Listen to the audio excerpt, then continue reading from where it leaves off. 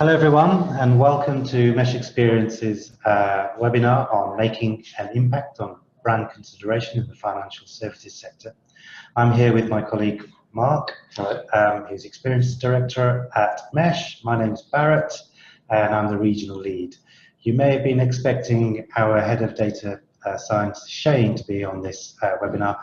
Unfortunately, Shane's been called away to an urgent business meeting in Santiago, so it'll be me and Mark who'll be taking you through our presentation. The presentation is based broadly on the syndicated research study that we've been conducting over the last 2 years. Well, we've been collecting customer experience data for the retail banking sector, and our findings are based on that study. We're about to launch a similar study in the insurance market and also in the payment card market. So watch out for those as we start to report on our findings from them too. So there's no surprise that 10 years on from the financial crisis, that the financial services sector as a whole is still experiencing customer cynicism and negative media coverage. And so trust within consumers is a difficult thing to rebuild. And most marketers are scratching their heads as to work out how we rebuild that trust. Added to that is the plethora of media choices that media planners and marketers have are disparate and are very, very many. As a result, it's making it even more challenging for media planners to get the best bang for their buck. And as a result, marketers and media planners are finding that some media channels are overlooked and are not being optimized. So with all these different media channels, marketers are collecting data from all sorts of disparate sources, from online metrics like likes, to click-throughs, to retail data, to share of voice data, where where advertising spend has been split across various channels, to customer satisfaction data. And what most marketers are finding is that the data only starts to make sense, really, in terms of the data overwhelm, when you look at this data from a customer's perspective. And this is what we at Mesh propose, and that's the main thrust of our methodology.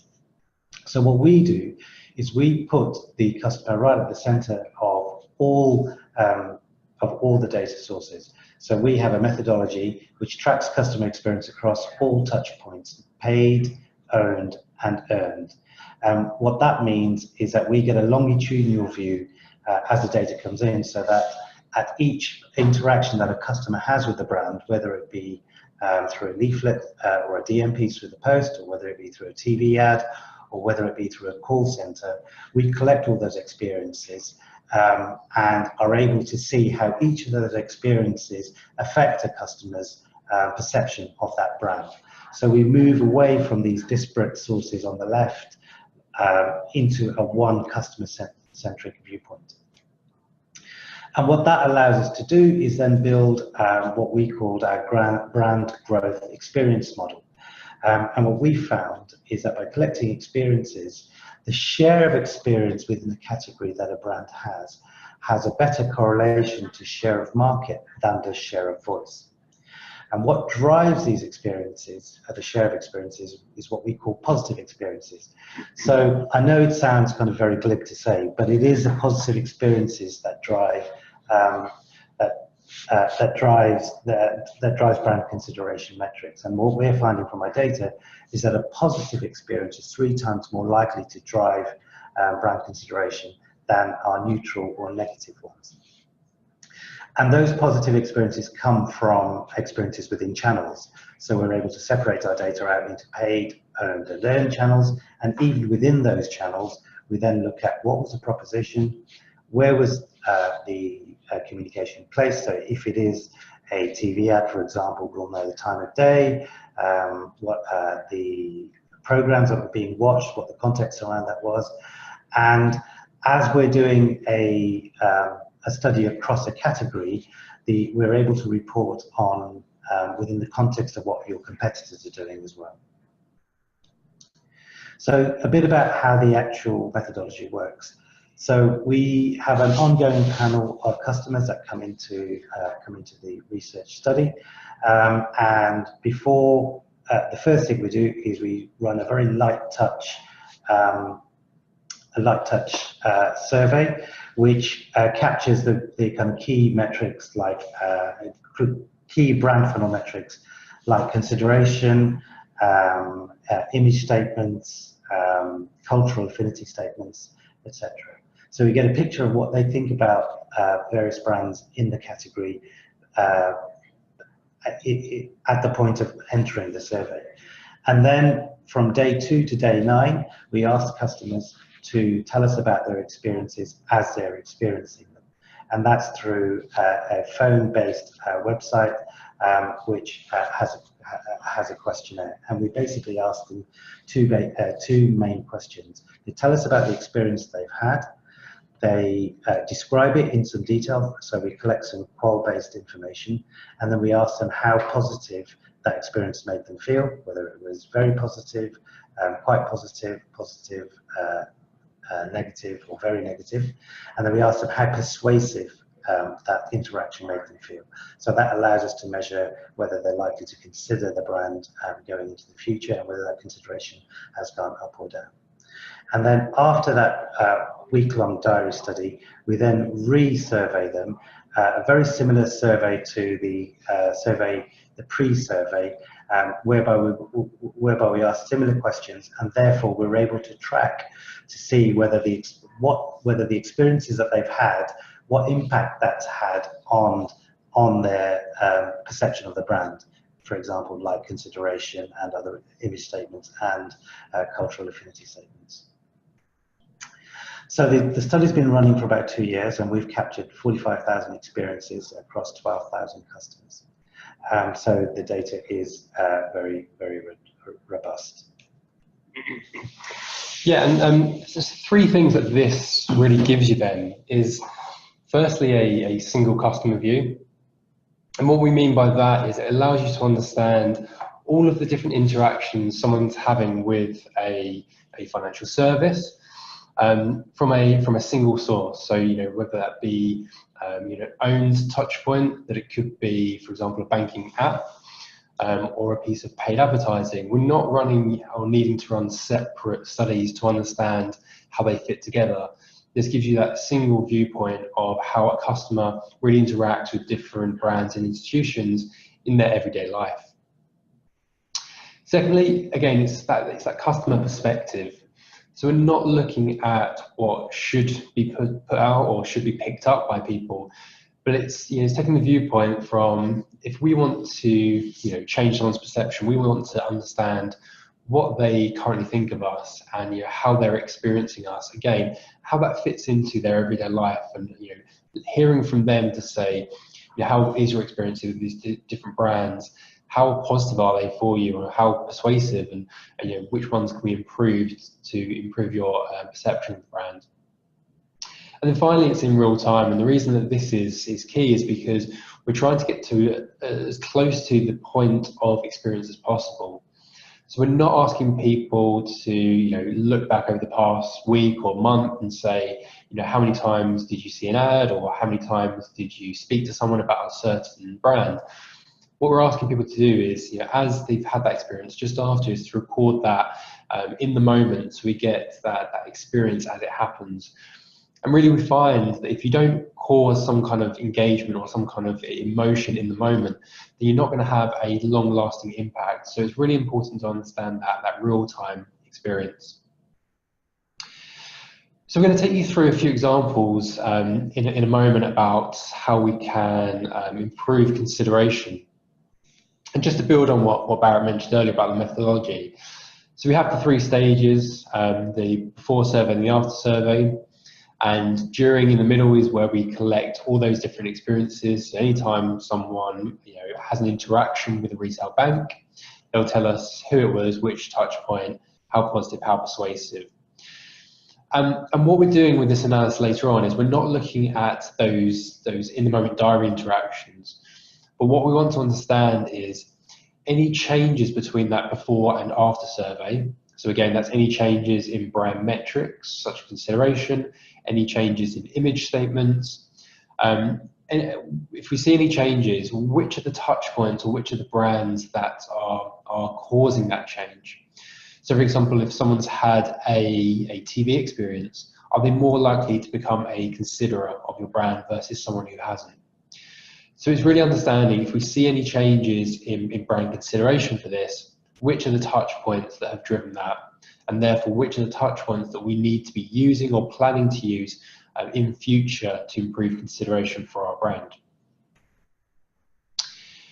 So we're going to take you through 5 rules around shifting brand consideration. These are based around our retail banking study that we've done over the past 2 years. And there are plenty more that we've looked into, but we want to give a flavour of the kind of 5 top line or key findings that we found when we looked into this analysis. Rule number 1 was around not expecting paid media to do all the hard work.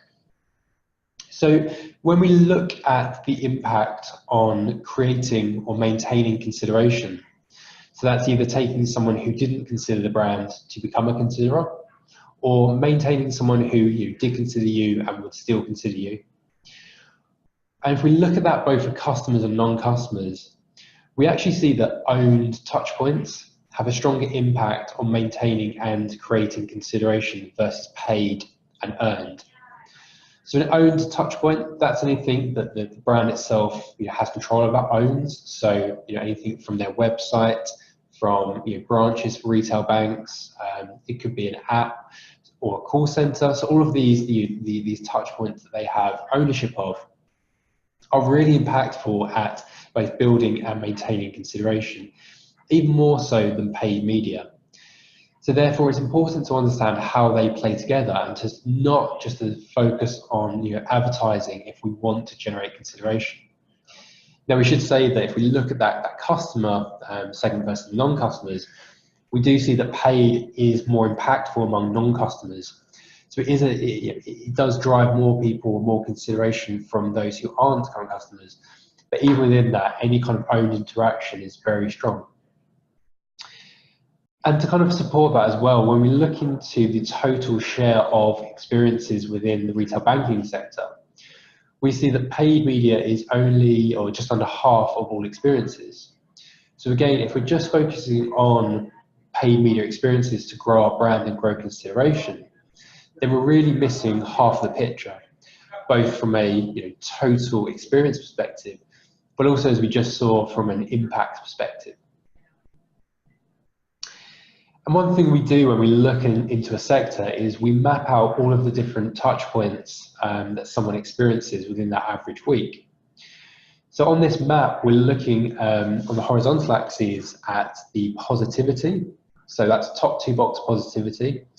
And on the vertical axis, the persuasiveness. So again, did that make them more likely to choose the brand in future? And the size of the bubbles are the number of experiences. So we do see that TV is one of the biggest touch points and one of the biggest ways that people interact with retail banks. But actually, if we look around that, we see the online banking app or online banking and app experiences quite big in themselves in terms of the number of experiences, but actually generally more positive. So someone who's having a online banking app experience generally has a more positive experience than someone who's seen a TV ad. And similarly, we have word of mouth and the call center, again, not fitting into that paid media structure, but generating conversation through kind of earned media. And also the call centers generally really persuasive and positive, as long as they're done correctly, but generally we see that that's a really strong performing touch point. So you can see there's so many different ways that someone interacts with a retail bank, and it's about understanding how all these play together and making sure that we're generating that positiveness and persuasiveness in the moment, and making sure that we're using our own assets as much as possible to build that consideration. Moving on to rule 2 then. So we found it quite interesting when we looked at different brand metrics and statements that actually consideration was slightly easier to drive to both maintain and create compared to advocacy and trust in this case. So there's a lot more you need to understand to strive towards, just firstly building consideration, but then to generate that advocacy and trust. And again, what we can do is delve into understanding which of those levers are best to pull to increase trust for a brand and increase advocacy. But we found it quite interesting to see how those different metrics played out and the impact of different experiences. Rule 3 was that we saw that essentially neutral is the new negative. And by that, what we mean is where we've spoken about the importance of, one of the main measures that we track is that positivity. And we looked into understand if we take positive, neutral, and negative experiences, how do they change the impact on consideration for a customer or even a prospect? And in all cases, so across paid, owned, and earned, we see that a positive experience has a much greater impact than a neutral one or a negative one. But we kind of even took that further and said, really, if we look at where the neutral experiences are, so from a paid neutral, an owned neutral experience, and an earned neutral experience, they're really not taking the brand forward from a consideration perspective. So they're kind of on the average, as in they're not generating that consideration. And actually, where you need to be, if you want to again push your brand forward and to really increase that consideration, is make sure within each touch point you're delivering positive brand experiences. So in particular, we see owned out there. So we saw earlier that generally owned is one of the strongest touch points, but a positive owned experience can really help your brand from a consideration perspective. And one way in which we can understand to do this is our brand growth model. So, as we kind of said, we know that generating more experiences has a stronger correlation to market share because it takes into account both owned, earned, and paid. And also we're looking at what's being actually picked up by people rather than just what's being spent in the category. But it's not just about generating more experiences. It is also, as we saw, about making sure those experiences are really positive. So we took a case study from Clydesdale Yorkshire Bank and Virgin Money, and they are gradually merging over the next year. So they've merged the company, and they're going to be rolling out kind of a single brand across across both. And first off, we wanted to see, okay, so when they're merged, they're the 6th largest bank from a customer perspective, but we wanted to see how does that compare to their share of experience. The first point we found is that actually they needed to increase their share of experience to make it more in line with their market share. So they were, they're going to be the 6th largest bank from a market share perspective, but we see them down in 11th from an experience perspective. So what that tells us is that as a bank, they're being experienced less than they should be. So they're less present in the market than what their size should indicate. So obviously, the first step, we want to increase that. Now, the easiest way and the quickest way to increase your share is through paid media. So we looked into understanding those paid media experiences. And from this, we saw that actually from a positivity perspective, they were behind the market average. So both CYBG and Virgin Money independently could do with improving their quality of experiences. So then how to do that? Well, within paid media, we look to see which are the better performing channels for them as a brand and which ones are not generating that positivity and persuasiveness. So we did find that newspaper for CYBG and Virgin Money were less positive versus their TV activity. So one of the things is potentially reviewing and changing the media mix. Second to that, though, is the propositions that were out there. So even though on average their paid media positivity was behind the market, we did see that a mortgage proposition for CYBG was performing one of the best out of their paid media. And Virgin Money's sponsorship of the London Marathon, again, whilst the reach of that was small, was a really positive proposition to be putting out there. We then looked into within different placements. So we did find, as we said, that the newspaper experiences weren't as positive, so paid media newspaper experiences. But within that, we saw that Clydesdale Yorkshire Bank performed better in the Times and the Daily Telegraph. So if they did have commitment to newspaper, to target certain audiences, then there's still the ability to tweak the placements and to tweak the mix to make sure that, again, we're pushing and striving after those positive experiences and minimizing the negative and neutral ones that could be coming through from certain placements or certain propositions. And then finally, simply, we looked at different times of the day where people were more receptive to advertising. And for financial services in general, it is during the evenings and the weekends where you have a more receptive audience. So again, tweaking the media mix, the placements, the proposition, and the time of day can really help to quickly move the brand up from a positivity and a experience level to help them kind of increase their market share and improve their experiences in line with that. So rule 4 is then, what was quite interesting is that there's obviously been a lot of talk about moving towards digital and using digital channels. And whilst we do see this, and we see even here that the websites have the strongest impact on improving consideration for non-customers, we shouldn't forget about the traditional channels and the traditional media that is still really impactful. So in particular, we saw that direct mail and outdoor advertising are two of the really, have a really strong impact on improving consideration for non-customers ahead of TV and even word of mouth. So again, by understanding which experiences people are interacting with and then what impact they're having, we can really see which ones different brands and categories should be using.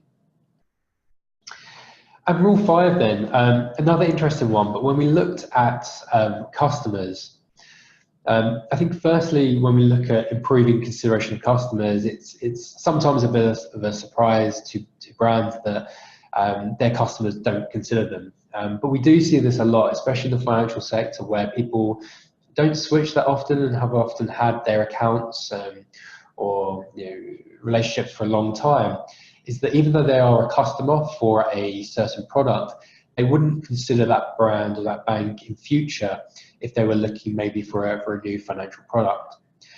And what we find is that the only way to improve consideration for someone who is a current customer for you is through your own assets and is through your website and online app interactions. So it's interesting that paid media can't improve consideration for customers. We see that for non-customers it can do, it can bring them in, it can show them what the brand is about. But actually for people who are customers, that doesn't kind of wash, they experience the brand, so they know. So really it is about improving and using the website and online app experiences to enhance consideration for people who are current customers, to again increase loyalty, but also to make them more likely to take out new products in future. So it really is about making the most of those owned online touch points to increase consideration for customers. And we see a lot of really positive, a lot of positivity towards, especially banking apps.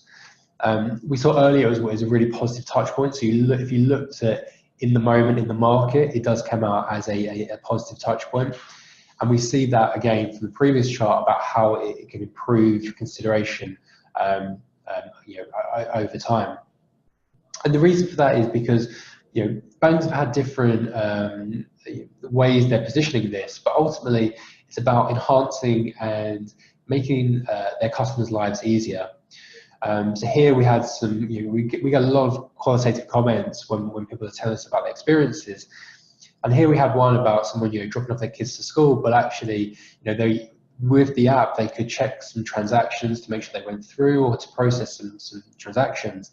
And again, that really helped enable them, freed up their time, made that journey better for them.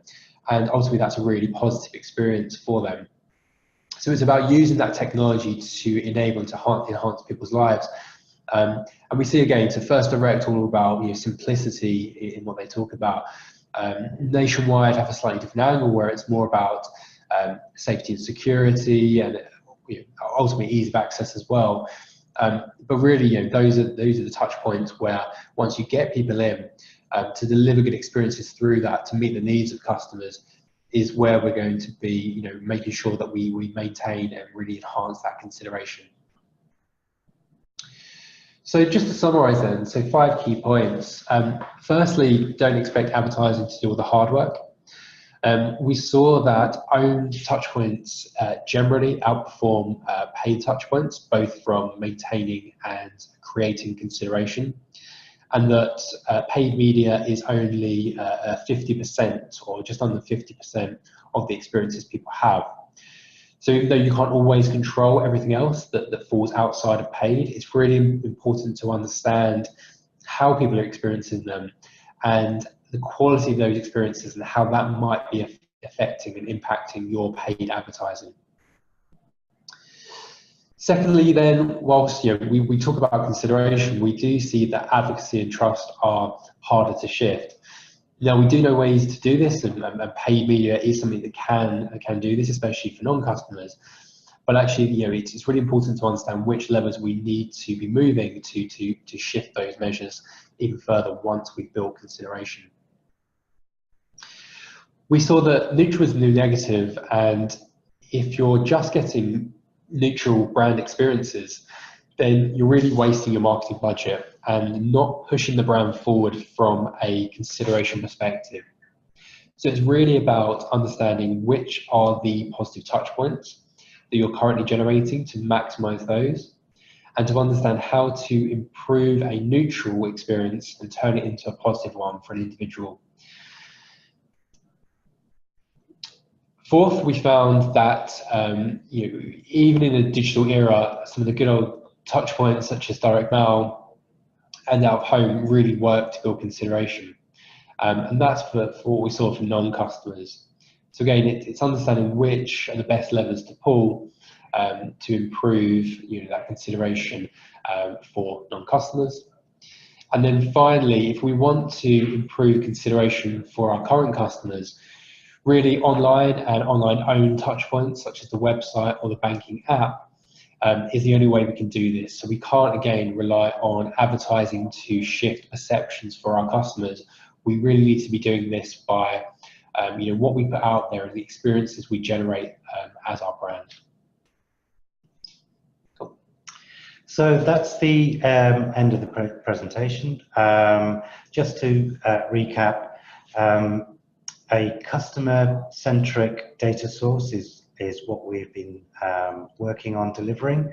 As you can see, the benefits of it are that we get real-time experience data, which gives us a very good read on what customers are picking up from the experiences they're having.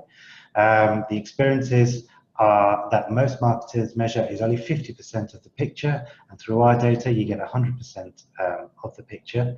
And remember, we're talking about what's being picked up, so it's not just share of voice, it's actually what part of your advertising or your communications is actually landing and having some kind of emotional engagement with the customer. With that richness of data, we're able to see which media channels, which touch points are having what effect, and most importantly, which of those touch points are being efficient and cost efficient when we align it with spend data.